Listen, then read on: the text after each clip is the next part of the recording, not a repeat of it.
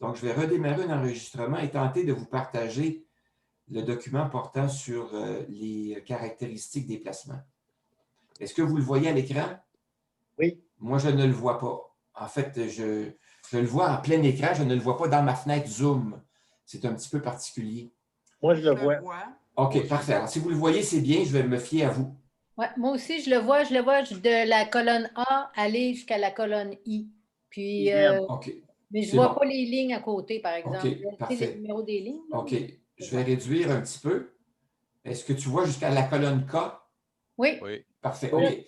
Alors donc… Jusqu'à la ligne 23. Parfait, c'est bon, excellent. Oui, parfait. Alors donc, les caractéristiques des produits financiers.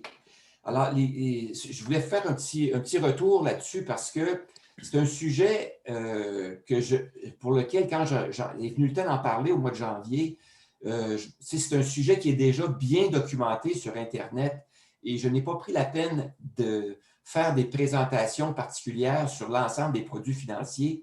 Je vous ai plutôt dirigé vers des références qui traitent de ces sujets-là, des références qui sont disponibles sur Internet, notamment le programme de formation en littératie financière de l'Agence de consommation du Canada. Alors, je ne sais pas si les connaissances que vous avez sont suffisantes pour vous permettre de bien tirer profit, savoir comment fonctionne sur le plan financier chacune de ces catégories de produits financiers-là. Et c'est important que vous sachiez comment les caractéristiques principales de ces produits-là, parce que c'est avec ça que vous pouvez travailler pour améliorer le rendement de vos placements. Si vous les connaissez mal, vous ne pourrez pas faire de bons choix dans vos placements. Alors donc, c'est un petit peu ça ce matin, ce que je voulais faire, c'est m'assurer que vous avez les connaissances nécessaires pour faire de bons choix. Alors, une des façons de faire, je me suis dit, je vais vous préparer un petit exercice, un petit test. Alors, que je vais vous présenter de la façon suivante. D'abord, les produits financiers, on peut les diviser en deux grandes classes. La classe des produits simples et la classe des produits composés. Les produits simples, on a le CPG, le certificat de placement garanti. On a les obligations, les débentures, les actions et les produits dérivés. Ce sont les produits simples, c'est-à-dire qu'on peut acheter un CPG, on peut acheter une obligation, une débenture, une action ou, mettons, 100 actions de la même compagnie. Et on peut acheter aussi des produits dérivés là, par compagnie. Les produits composés, ce sont des produits qui agglomèrent un ensemble de produits qui peuvent être d'une même catégorie ou de plusieurs catégories. C'est-à-dire, dans un produit composé, on peut avoir seulement des obligations ou on peut avoir seulement des actions, ou on peut avoir un mélange de tout ça. Il peut y avoir à l'intérieur d'un produit composé, il peut y avoir à la fois des obligations et des actions. Ça peut jouer de façon variable selon les produits composés. Alors, les produits composés qui existent, on a les dépôts à terme à rendement boursier. Alors, vous voyez, un dépôt à terme, c'est un CPG. Puis quand on dit à rendement boursier, ça devient une composante qui fait en sorte que ce n'est pas un vrai dépôt à terme. C'est un dépôt à terme auquel on a rajouté une caractéristique qui est plus la caractéristique des actions. Alors donc, c'est un produit mélangé, celui-là. Les fonds communs de placement, j'imagine que tout le monde est habitué avec ça. Les fonds communs de placement, c'est-à-dire des fonds qui sont dédiés et ils sont gérés par des spécialistes. Et chaque fonds a une orientation, des objectifs et une composition qui est établie dans le temps. Et le gestionnaire s'assure que la composition et les objectifs sont reflétés correctement dans l'ensemble des produits qui composent le fonds de placement. Alors, certains fonds communs de placement peuvent être orientés par région du monde, ou peuvent être orientés par secteur d'activité économique, ou peuvent être orientés par niveau de risque aussi. Alors, on peut avoir des fonds communs de placement de type conservateur, des fonds de placement plus dynamiques, des fonds communs de placement plus équilibrés. Alors, vous voyez, on joue avec le niveau de risque. Mais on peut avoir des fonds communs de placement de l'Asie, des marchés émergents. On peut en avoir par secteur, comme secteur aurifère ou ce genre-là.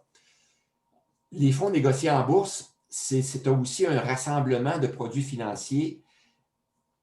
La différence entre un fonds commun de placement et un fonds négocié en bourse, c'est qu'un fonds négocié en bourse, on lui fixe des orientations, des objectifs, mais le fonds n'est pas réajusté périodiquement par un gestionnaire de fonds communs de placement.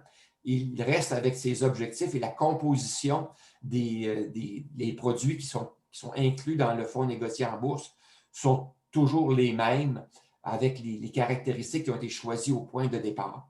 De sorte que, par exemple, si on a un fonds commun, un fonds négocié en bourse qui veut refléter l'indice TSX, ben, il n'y a pas personne qui s'occupe de faire les changements au fur et à mesure que l'indice TSX varie.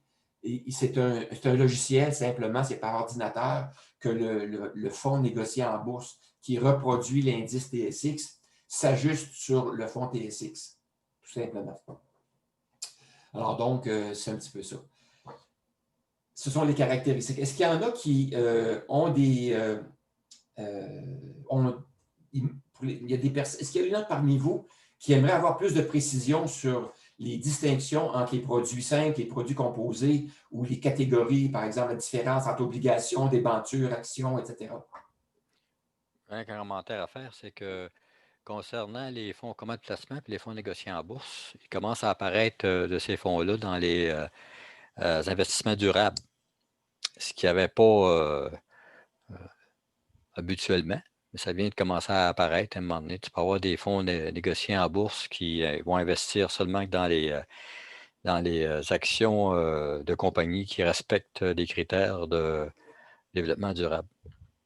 Bonne remarque, Denis. Il y a des centaines, sinon des milliers de fonds communs de placement et des centaines aussi de fonds négociés en bourse. Et chacun a son orientation propre. Et tu donnes un bon exemple d'une orientation propre aux deux sens du terme. Hein? Propre au sens environnemental et au sens propre aussi. Voilà. Au sens distinct. Alors, est-ce qu'il y a d'autres questions ou commentaires par rapport à ça? Oui, Suzanne. Ah, non, c'est Louise. Louise. Oui, c'est ça. Moi, en fait, honnêtement, une débenture, je ne sais pas du tout ce que c'est. Okay. C'est un billet d'emprunt. C'est ça. Alors, une débenture, c'est un peu comme une obligation. Il y a une différence entre l'obligation et la débenture, enfin deux. Une obligation, c'est un titre qu'on peut acheter. Hein, c'est un titre, pour nous, un titre de placement qui est adossé à une dette. La dette, elle est contractée par qui? Elle peut être contractée par un gouvernement, comme par exemple les obligations du gouvernement fédéral, obligations du gouvernement provincial, ou par des municipalités, ou encore par des entreprises. Une entreprise peut émettre des obligations. La différence entre une obligation d'une entreprise et une obligation d'une entité publique comme une ville ou un gouvernement, c'est que les obligations qui sont émises par des entreprises doivent être adossées à des actifs tangibles, de sorte que si jamais l'entreprise fait faillite, les créanciers pourront aller saisir le bien tangible auquel cette créance-là est adossée pour redonner l'argent au propriétaire de l'obligation. Tandis que la débenture, c'est aussi un titre de dette que l'entreprise contracte pour pouvoir se financer, mais la débenture n'est pas adossée à aucun actif. Alors donc, c'est un peu plus risqué. Quand on achète une obligation d'une compagnie, c'est un peu plus risqué que d'acheter une obligation d'une compagnie. C'est pour ça qu'une débenture va souvent être associée à un taux de rendement un peu plus élevé qu'une obligation. Aussi, dans les obligations, il y a aussi des obligations d'entreprise puis des obligations gouvernementales. Normalement, les obligations d'entreprise sont plus à risque, mais ils rapportent légèrement plus que des obligations gouvernementales qui sont garanties avec le gouvernement. C'est rare qu'un gouvernement va faire faillite, mais une entreprise privée peut faire faillite. C'est ça. Mais des gouvernements aussi peuvent faire faillite. On a eu des exemples déjà dans le passé, là.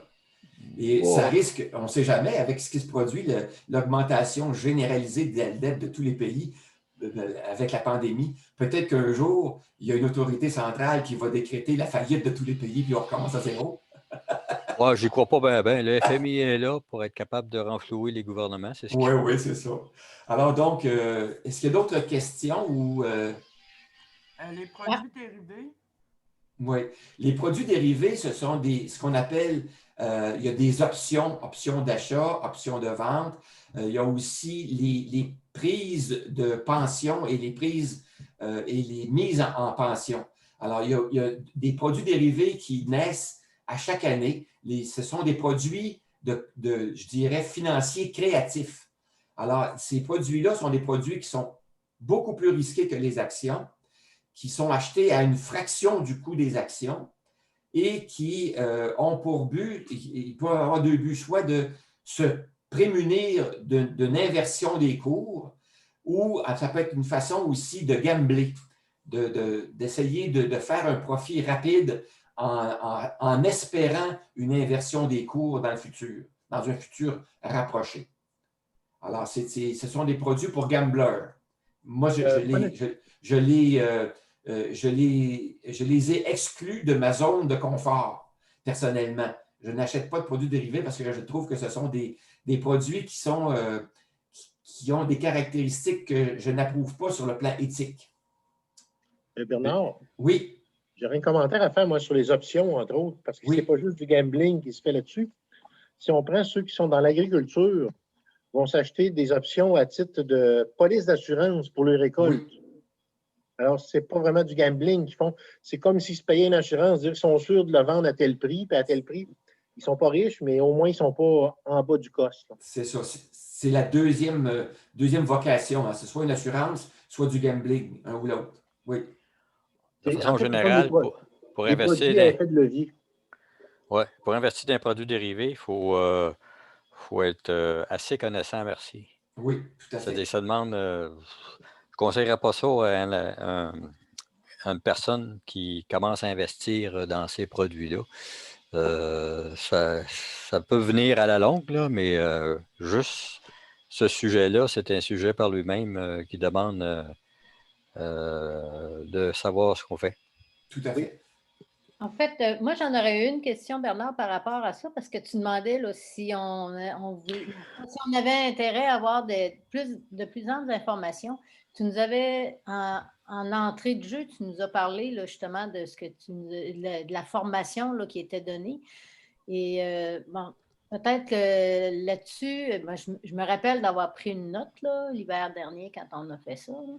Mais si tu as des liens ou tu as des sources d'informations qui nous permettraient justement là, d'avoir un peu plus de détails sur ces types de produits-là, je ne te dis pas que j'irai le consulter demain matin, mais si j'ai une référence solide, là, je dirais, là, valable, ben je mettrais ça dans Je mettrais ça dans ma petite banque d'informations, comme on dit, puis je pourrais aller consulter le moment venu, là, si je veux connaître un petit peu plus en détail là, c'est ça, de quoi il est question là, par rapport à chacun des produits. Là.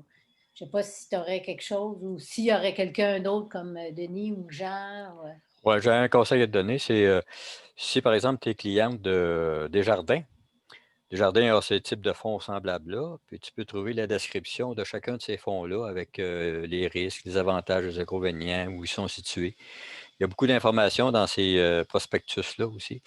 Mais Moi, c'était plus pour avoir une information générale, un peu comme la présentation, tu sais, je dirais en survol que Bernard vient de nous faire. Là. Tu sais, il nous a donné quand même là, des informations là, de façon plus générale là, sur chacun des produits. Mais c'est parce que la question de Bernard, c'était est-ce qu'il y en a qui voudraient avoir plus de détails? Puis moi, ben, en fait, je ne veux pas tant qu'on prenne le temps pour avoir plus de détails, à moins qu'il y ait quelqu'un qui veut vraiment, tu sais, qu'il y ait une question plus pointue. Ben, tantôt, débenture, je ne savais pas trop ce que c'était, produits dérivés. Mais pour avoir un endroit où on peut aller chercher cette information-là plus détaillée sans être obligé de passer par la formation nécessairement là, actuelle là, pour se documenter là, plus à fond là, sur ça. Mais tu sais, je ne cherche pas à avoir une information sur un fonds existant, c'est plus avoir une information globale Général. sur ce type de produit-là. Là. Eh bien, Louise, tes vœux sont déjà exaucés. Bon. Oui, parce que dans l'espace OneDrive de la rencontre, j'ai placé un document qui porte sur les références sur les produits financiers. Alors, dans ce document-là, tu vas trouver plusieurs références, dont, entre autres, la référence dont j'ai parlé au début, c'est-à-dire le programme de formation sur les produits financiers de l'Agence de consommation du Canada. Alors, tu vas trouver de l'information générale sur les caractéristiques des produits, tout ça. C'est vraiment bien fait. Et quand j'ai vu ça, moi, je me suis dit, je n'écrirai pas d'autres contenus parce que c'est vraiment très bien fait. Alors, moi, je vous réfère à ce programme-là si vous voulez acquérir de l'information. Et assurez-vous, moi, je vous dis, là, vos ressources financières, vos placements, c'est une ressource qui est importante pour votre retraite et pour la longévité de votre capital. Prenez le temps de bien connaître les caractéristiques des produits financiers pour être en mesure de faire des bons choix. Le bénéfice, c'est vous qui allez le retirer. Si vous ne prenez pas le temps de bien connaître les produits financiers, vous ne pourrez pas faire les choix optimums dont vous pourriez peut-être avoir besoin au fur et à mesure. Comment s'appelle cet organisme-là, l'agence? C'est l'Agence de consommation du Canada. Mais la référence précise est déjà donnée avec hyperlien cliquable. D'accord. Alors, vous allez avoir, c'est le module 7 qui porte sur les produits financiers. Il y a je pense, une dizaine de modules, là, mais celui-là porte sur les produits financiers. Alors, vous allez avoir les références là-dessus. Alors, Louise, je t'invite à mettre ça dans ta liste de lecture à faire éventuellement lorsque tu seras intéressé à y mettre un peu de temps. Merci beaucoup. Voilà. Donc, maintenant, on passe à la partie exercice. Alors, pour fin d'exercice, je vois qu'on a 4 participants qui sont là, mais je sais que Louise Villard ne peut pas nous parler. On a 4 participants qui peuvent nous parler. On a Louise Terrien, on a Jean et on a Suzanne et Denis. Alors, ça fait 4 personnes. Écoutez, ce qu'on peut faire, c'est qu'on peut faire des équipes mixtes. On va faire un double mixte. On va jumeler Denis avec Suzanne et on va jumeler Jean avec Louise. Alors, on va commencer par poser la question à l'équipe de Denis et Suzanne. Alors, Denis et Suzanne, vous allez devoir répondre à une question que je vais vous poser. Si vous répondez bien, vous allez avoir 3 points. Si vous ne répondez pas bien, on va poser la même question à l'équipe de Louise et de Jean. De Jean. Et Jean et Louise, c'est ça. Oui. Et eux, s'ils répondent bien, ils auront 2 points. Alors, vous voyez, on y va comme ça. Alors, voici la première question. Concernant les types de produits, vous voyez à partir de la ligne 9 jusqu'à la ligne 13, quels sont les produits qui représentent des titres de dette? Alors, la question est posée à Suzanne et à Denis. Les titres de dette? C'est sur les obligations. Un produit financier peut représenter un titre de dette, un titre de propriété ou un titre spéculatif. D'accord. Quels sont ceux qui représentent des titres de dette? Obligations débenture. Alors, obligation débenture, je vous donne 2 points sur 3 et je repose la question à l'équipe de Jean et Louise. CPG. Les obligations, c'est des dettes aussi. Débenture, ça, je n'ai pas trop compris. Les actions, ça serait de la propriété, ça. Oui. Dérivés, ça serait du spéculatif. Oui. Les dépôts à terme à rendement boursier, boy, ça. Seulement dans les produits simples. Oubliez les produits composés parce que les produits composés peuvent contenir n'importe quoi. Bon, dans les produits simples, il y aurait CPG, obligation d'ébenture à titre de dette. Parfait. Alors, je vous donne aussi 2 points. Alors, donc, on a un compte de 2 à 2 actuellement pour l'équipe. Alors, on continue. Vous avez bien noté que les titres de propriété, ce sont les actions. Les titres spéculatifs, ce sont les produits dérivés. Est-ce qu'il y en a qui se posent la question, pourquoi un CPG, une obligation, une débenture sont des titres de dette? Pourquoi on dit ça? Parce qu'on est... C'est à qui que tu demandes? À quelle équipe? Allez-y, n'importe qui veut répondre. Ben, vas-y, Jean, mais je vais voir si mon idée est la même. En fait, c'est par opposition à être propriétaire. Quand on a une action, on est propriétaire. Quand j'ai une maison, je suis propriétaire. Quand on a un titre de dette, je ne suis pas propriétaire. Un CPG, une obligation d'ébenture, ça peut être adossé à un actif, mais ce n'est pas moi qui est propriétaire. J'ai juste Je suis locataire, finalement. Je fais une analogie avec être propriétaire locataire d'une maison. OK. On peut aussi faire une autre analogie, c'est que le titre de dette, c'est la personne ou l'entité, l'organisation qui émet le titre. Pour cette organisation-là, c'est un titre de dette. Alors, exemple, lorsque le gouvernement fédéral ou le gouvernement provincial ou une municipalité ou une entreprise émet une obligation ou émet des obligations, bien, les obligations pour cette entreprise-là, c'est un titre de dette. Elle s'engage à rembourser un montant donné à une date donnée, à un pourcentage donné. Alors, donc, pour cette organisation-là, c'est un titre de dette. Voilà. Un emprunt. C'est ça. C'est comme ça que je le voyais aussi. Tout là. à fait. Alors, lorsqu'on a un titre un CPG, qui est l'emprunteur? Ça Le détenteur. C'est l'émetteur. C'est l'émetteur, oui. C'est donc la banque. Alors, Ouais, si ouais. j'ai un CPG de la Banque nationale, c'est la Banque nationale qui contracte une dette envers moi. C'est ça. C'est ça, voilà. C'est la même chose pour les CACs. OK. Ah Alors, oui. donc, on a passé ça. Dans Toujours les 2 à 2. produits composés, Bernard, là, Oui, le dépôt à terme est un titre de dette, mais Oui. à rendement spéculatif. euh, Mais le montant de départ est garanti.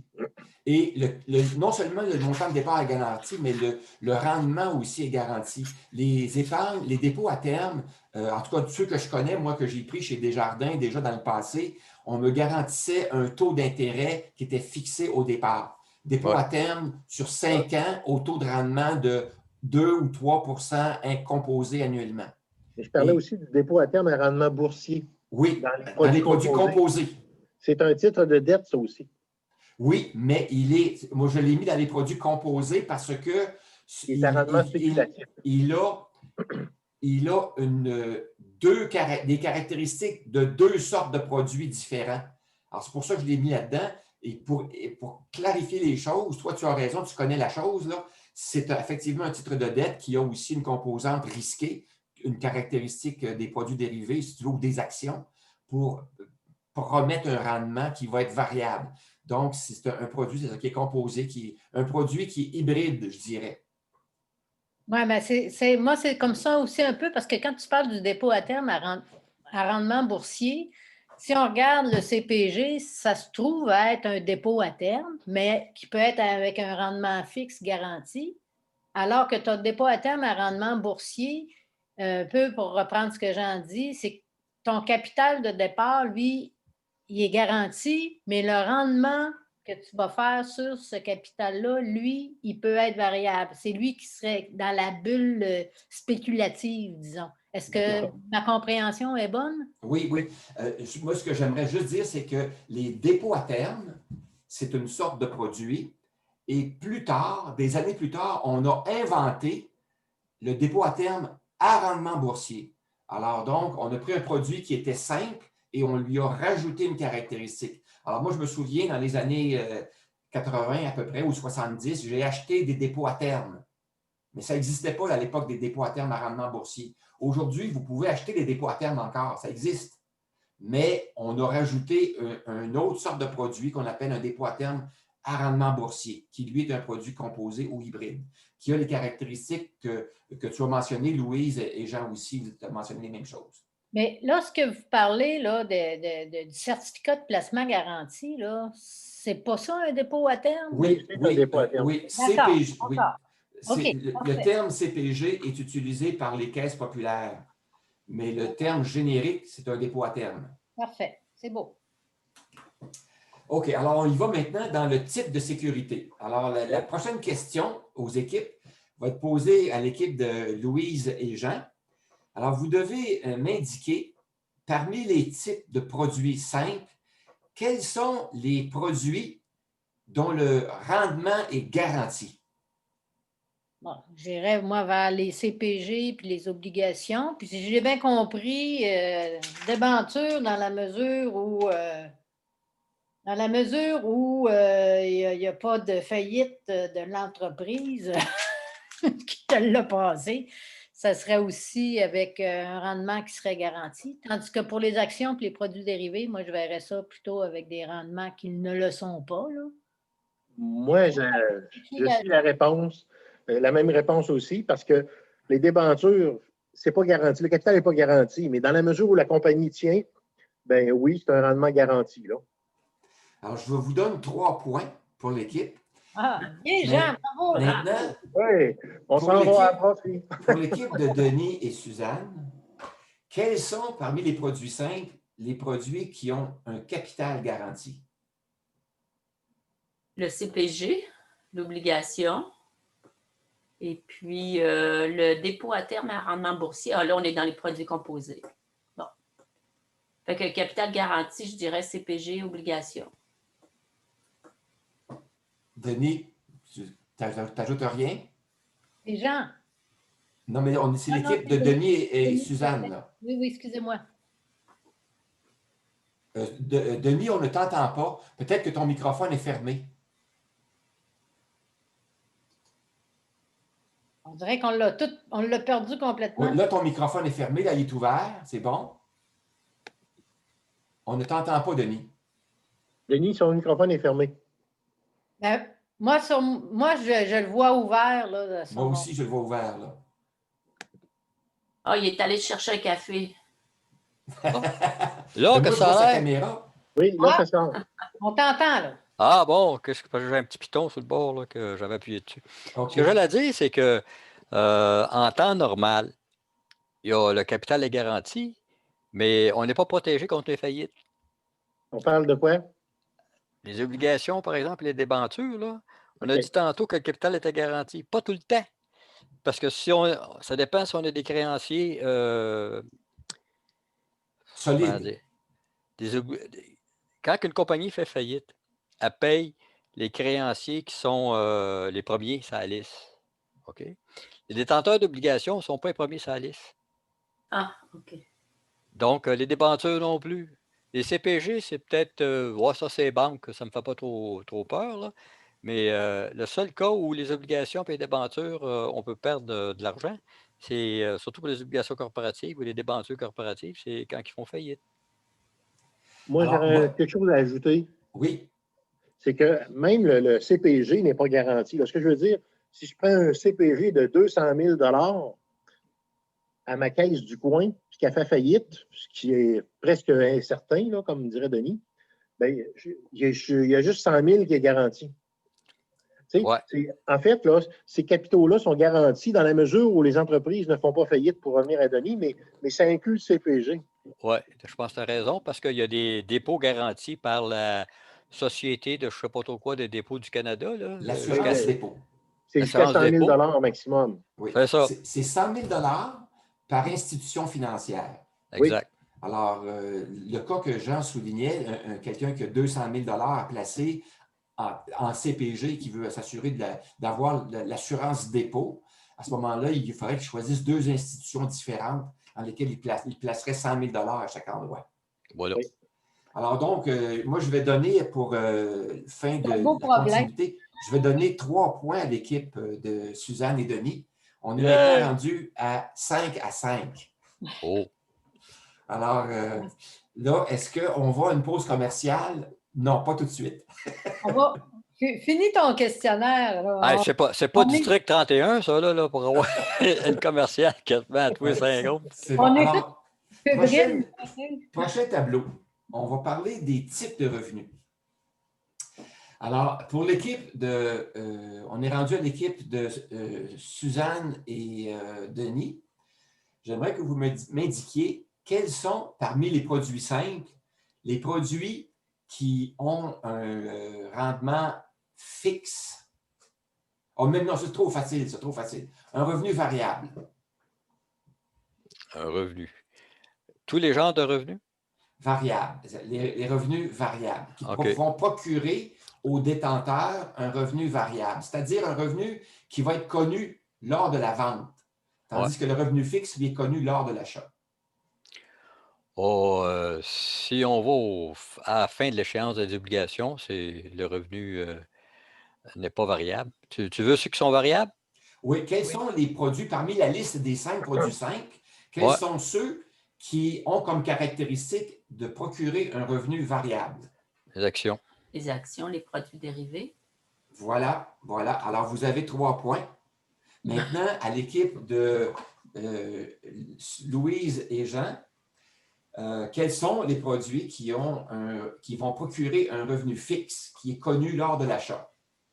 Ben là, on irait certainement, en tout cas, moi j'irais pour les CPG et les obligations. Puis débenture, ben là, c'est toujours conditionnel à celui qui émet le titre. Là. Mais je dirais que la débenture, normalement, tu devrais aussi avoir un revenu qui est connu ton revenu qui devrait être connu lors de l'achat, donc qui serait fixe. Donc, 3 points aussi. Jean, tu es d'accord? Est-ce que tu es Oui. d'accord avec ma réponse? Oui, Bien oui, sûr, c'est bien parfait. oui. Maintenant qu'on exclut le cas de faillite, là. Oui, c'est ça. Alors, ce sont effectivement, ces trois-là, c'est des fixes. Tout à fait. Alors donc, on est rendu maintenant à 8 à 8. Parce que là, vous Donc, comprenez que Denis et Jean sont probablement un petit peu plus ferrés que Louise et moi, que Suzanne et moi. Louise et moi, on peut pas l'entendre, là, mais je pense qu'ils ont déjà une avance sur nous là, pour ce qui est de connaître là, les types de produits. Puis qu'est-ce qu'il y en a. remarquez que j'ai fait la composition des équipes En de conséquence. façon à ce ce soit un double mix, comme au tennis, un double mix. Oui, oui. Alors, on a un homme et une femme dans chaque équipe, ça tombait comme ça. Alors, moi, je suis conscient que les personnes qui ont moins de connaissances vont aussi récolter des points et les mêmes points que leur partenaire de l'équipe qui est ça. Alors, mais c'est un jeu, hein, un jeu, mais l'objectif, c'est de faire la révision. Alors, il ne faut pas s'en faire avec ça. C'est une belle façon de faire une révision. Ben, au moment où je faisais de la formation, là, les gens embarquaient là-dedans. Là. Il y avait du plaisir. C'était ma façon de faire ma révision à chaque semaine. Alors donc, prochaine question pour l'équipe de Suzanne et Denis. Les dividendes, est-ce qu'il s'agit d'un revenu fixe ou d'un revenu variable? Variable. Variable, hein? Parfait. Alors, vous avez 3 points. Mais il faut dire pourquoi, c'est que bien souvent, c'est un pourcentage de la valeur des actions. Puis les actions peuvent fluctuer. À ceci, je vais rajouter une précision, c'est que les dividendes sont décidés habituellement annuellement lors de la réunion annuelle de l'Assemblée des actionnaires. Ouais. Et c'est souvent le conseil d'administration de l'organisation qui va faire une recommandation de donner aux actionnaires des dividendes, et c'est eux qui fixent le montant. Alors, le montant est fixé par le conseil d'administration, si vous voulez, de l'organisation. Et c'est souvent là, les entreprises qui sont les plus solides aiment ça, avoir des dividendes qui reviennent à peu près au même montant à chaque année, de façon à ce qu'ils conservent un actuariat ou que leurs actionnaires restent fidèles à eux. Mais c'est ça. C'est fait pour encourager les propriétaires d'actions de continuer à rester actionnaires de l'entreprise. J'aurais une question, s'il vous plaît. Ouais, j'aurais une question par rapport à ça. Là, il y en a probablement parmi vous là, en tout cas, il y en a, je sais, qui détiennent des actions. Et habituellement, à titre de propriétaire d'actions, vous devez certainement avoir des invitations aux assemblées générales annuelles des entreprises là, qui émettent ces actions-là ou des sociétés qui émettent les actions. Est-ce que vous participez à l'AGA pour pouvoir y voter ou est-ce que vous déléguez votre droit de vote à un administrateur de la société ou de... On ne pèse pas lourd dans la balance par rapport aux actionnaires principaux. Hein. C'est sûr que pour 100 actions, tu n'auras pas beaucoup de droits. Tu vas avoir des droits de vote, mais tu ne pèseras pas beaucoup dans la balance. Donc, moi, je délègue.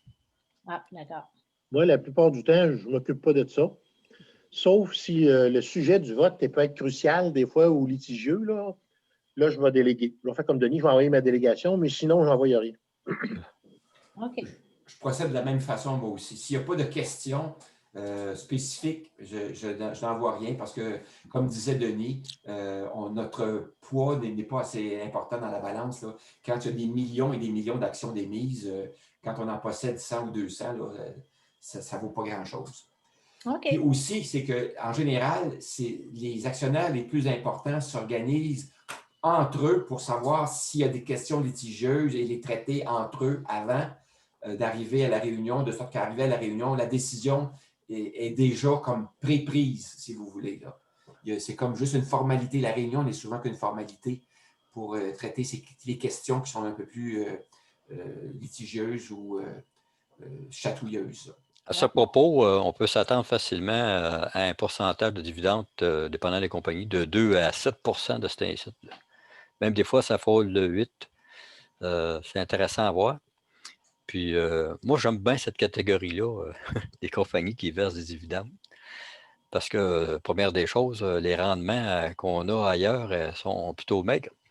Alors que pour les dividendes, on connaît bien les compagnies qui sont assez solides, comme je peux vous en nommer, Power Corporation en est un. Il y en a d'autres en masse. Les compagnies financières aussi, bien souvent, les banques, vous allez avoir des dividendes assez élevés qui vont vous soulager des peu de rendement qu'on peut avoir avec les obligations de ce temps-ci. Puis habituellement, ces compagnies-là sont assez stables. Puis la valeur en bourse fluctue, on ne peut pas dire que ça fluctue grandement. Je vais rajouter à ça, Denis, le fait que lorsqu'une compagnie émet des dividendes, c'est un signe qu'elle a une santé financière. Une compagnie qui perd de l'argent et qui a des difficultés financières n'aura pas les moyens d'émettre de dividendes. Elle va sauter son tour. Elle va plutôt, si c'est en difficulté financière, émettre des obligations et des débentures pour se renflouer ou contracter un prêt ou aller chercher des subventions ou des choses comme ça. Oui. Maintenant, pour continuer le jeu, on va demander à l'équipe de Louise et Jean de répondre à la question suivante. Les gains et les pertes en capital, est-ce que ce sont des revenus fixes ou variables? C'est variable, puis ça serait beaucoup plus au niveau des produits. Moi, je dirais que c'est plus associé aux actions puis à des produits dérivés. Voilà. Excellente réponse. C'est ça. Alors, donc, on va vous donner 3 points aussi. Merci, alors, écoutez, on fait une bonne équipe, nous aussi. Mais non, je peux vous dire on que devrait avoir 3 points chaque. Je peux vous dire que vous faites un match très serré. C'est captivant. On est vraiment là, sur le bout de notre fauteuil. C'est que le service, là. Je vois qu'il y a des joueurs de tennis parmi l'Assemblée. On est fort au filet aussi. Là. Ah oui, c'est bon ça. C'est bon. Ah! C'est bon. Alors donc. J'ai joué en mix, moi là. OK. Alors, prochaine question à l'équipe de Suzanne et Denis. On va voir, est-ce que vous êtes capable de classer les produits simples du plus sûr au plus risqué? Oui. Alors, allez-y. Alors, mettons que le plus sûr, ce serait le numéro 1. Alors, j'attends votre réponse. Qu'est-ce que tu entends par numéro 1? Ah, tu veux dire où les classes? C'est le numéro 1, puis le numéro 5, ce serait le plus risqué. Ouais, je mettrais les produits sûrs, là, les CPG, les obligations, puis les débentures. Les plus risqués sont les actions, probablement les produits dérivés aussi, où il y a des pertes élevées aussi, les actions, puis les produits dérivés, je ne sais pas. J'imagine qu'il doit y avoir aussi des pertes importantes pour les produits dérivés. Alors, Suzanne? J'ai une autre réponse, moi. On va attendre la réponse à Suzanne avant, parce qu'il faut accorder des points. Là. Ben, moi, obligations puis CPG, pour moi, c'est très sûr. Puis, pour les plus risqués, je dirais actions. Alors, je vais vous afficher la réponse. Non, on va répondre, nous autres, avant. C'est que les points sont déjà accordés. Moi, j'accorde 3 points. J'accorde 3 points. C'est bien. Alors, donc, oui, c'est bien. Alors, je vais vous afficher la réponse que j'avais prévue. Oui, c'est ce que dans l'ordre qui sont écrits. C'est ça. Voilà. Alors, pour avoir les réponses, là, c'est très simple. Là. Je vais vous montrer le truc. Si vous ne le connaissiez pas, c'est que les réponses étaient déjà préécrites, mais je les avais écrites en changeant la couleur du crayon. Le crayon, je l'avais mis en couleur blanc, comme le fond. de sorte que vous ne les voyez pas. Ça va? Vous comprenez le truc? Ouais. C'est bon. Alors, c'est un truc c'est ça, Un de truc vieux d'Excel. prof, là. Un truc d'Excel. Oui, c'est ça. Alors maintenant, pour l'équipe de Louise et Jean, quels sont les produits, dans l'ordre, s'il vous plaît, qui est du plus petit au plus grand, là, qui offrent la possibilité de rendement le plus élevé? Le rendement le moins élevé est en 1, puis le rendement le plus élevé est en 5. Ben là, j'irais encore, tu sais, avec les CPG obligations. En tout cas, j'irais dans l'ordre que tu les as indiqués, là, de 1 à 5. Compte tenu, là, justement, de la caractéristique là, de ces types de titres-là, là, de produits-là. OK. Et Jean, est-ce que tu es d'accord avec ça? Oui, le moins élevé, CPG, le plus élevé, produit dérivé. Oui. Parfait. Même ordre. Alors, donc, on va voir ça. Alors, parfait. Maintenant, on est rendu, encore là, on a un match nul. Un match nul. Dernière question, et ce sera le bris d'égalité. Denis et Suzanne. Suzanne et Denis. Quels sont, dans l'ordre, les produits qui offrent les possibilités de perte ou qui ont comme caractéristique d'avoir les pertes les plus élevées? 1 étant la perte la plus faible et 5 la perte la plus élevée. CPG, ça ne s'applique pas. C'est fixe, là. Puis, les produits dérivés, ce serait ceux que la perte est la plus élevée possible. Ouais. Lesquels? Puis, entre les deux, Les actions et produits dérivés. Actions et produits dérivés? Je ne sais pas dans quel ordre, là, mais les actions, c'est sûr qu'on peut avoir des pertes importantes. Je suppose que les produits dérivés sont à base aussi d'actions. Donc, c'est ça. Ah, Alors, les pertes les plus élevées, ce seront les actions. Les produits dérivés, pourquoi les pertes sont moins grandes? C'est que les produits dérivés, ce sont des fractions d'actions. Hein. Ils sont achetés aux fractions du prix d'une action. Si une action vaut 100 $, le produit dérivé correspondant à cette action-là peut peut-être se transiger à 2 $ ou à 5 $. Alors, c'est pour ça que si vous investissez pour avoir une quantité donnée, mais vous allez avoir un montant investi moindre, donc des pertes moindres. OK. Alors donc, sur ce, étant donné que je n'ai pas donné de droit de réplique à l'équipe de Louise et Jean, on va considérer qu'on a un match nul. T'es trop bon, t'es trop bon. mais ça peut fluctuer. Parce que j'ai un commentaire, ça peut fluctuer. Par exemple, si vous regardez les obligations. Aujourd'hui, les obligations, cette année, dépassent les actions. Parce qu'ils ont baissé le taux d'intérêt. Puis quand le taux d'intérêt baisse, la valeur des investissements que vous avez en obligation monte. Oui, mais on n'a pas de perte. Pas de perte. On ne parle pas de perte là, à ce moment-là, Denis. Là. Non, ce n'est pas une perte, c'est juste une question de rendement. Là. C'est ça. La question possibilité de rendement élevée. Oui. Donc, si vous regardez l'ordre dans lequel vous voyez, là, c'est généralement, mais il y a des cas particuliers, comme par exemple avec la pandémie qu'on connaît à l'heure actuelle, là, où c'est que les gouvernements agissent de façon importante, où c'est que les rendements peuvent être différents. Oui, l'ordre peut être différent. Oui, mais là, on parle de rendement, on ne parle pas de perte, parce que c'est ça les premiers, là, CPG, obligations, débenture. Non, mais je regarde la possibilité de rendement élevé, la ligne. 1, 2, 3, 4, 5. Ce n'est pas la deuxième ligne, c'est la troisième ligne. Possibilité de perte élevée. Oui. Ah, OK. La question portait sur les pertes. D'accord. Mais moi, j'avais un commentaire par rapport à ce qu'on avait dit sur le rendement élevé. C'est bon, OK.